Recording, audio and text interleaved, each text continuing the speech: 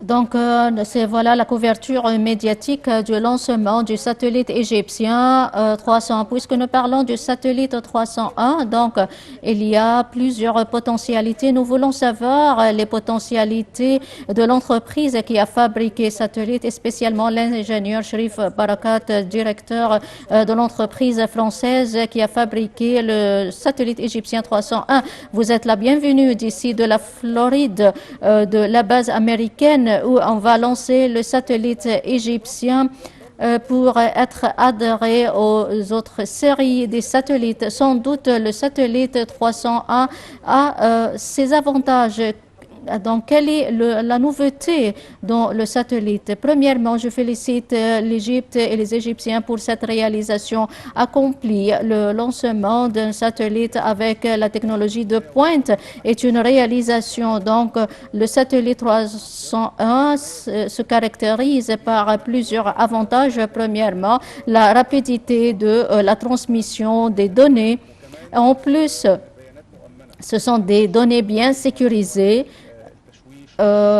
qui donc sans aucun obstacle. Donc c'est une nouvelle génération du satellite 301 dans le domaine spatial. Quels sont les détails concernant la fabrication du satellite 301? Sans doute, le processus de la fabrication de satellites passe par plusieurs années. Nous avons duré 2 ans pour la fabrication du satellite dans des usines, spécialement en France.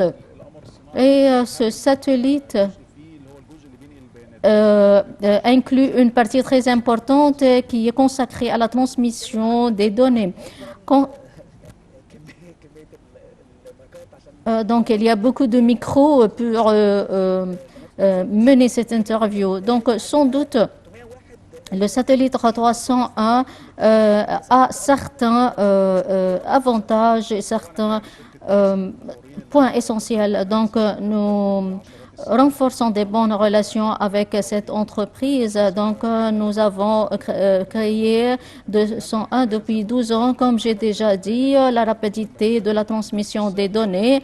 Et il y a un autre avantage, c'est la capacité de l'abonnement, l'Internet via le satellite. On va coopérer avec l'entreprise Nilesat de manière que les Égyptiens utilisent le Nilesat pour avoir accès à l'Internet, et ça sera un grand événement.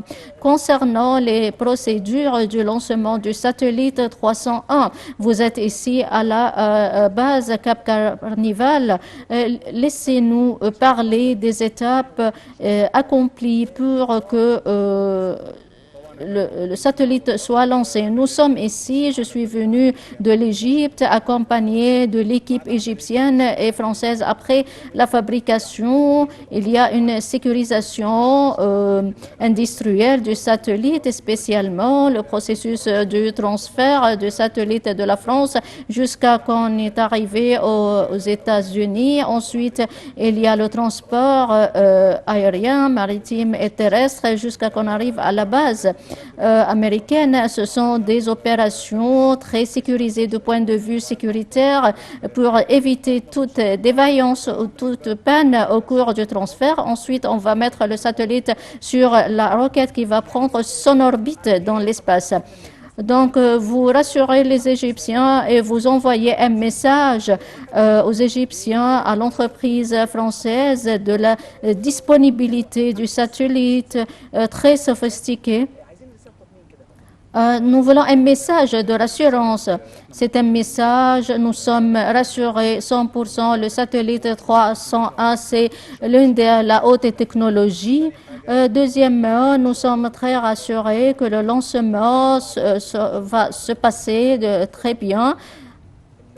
L'ingénieur Sherif Barakat, le directeur général de l'entreprise française qui a fabriqué le satellite, je vous remercie infiniment. Nous continuons avec vous, chers téléspectateurs, avec le décalage d'horaire. Nous continuons la couverture médiatique instant par instant pour le lancement du satellite.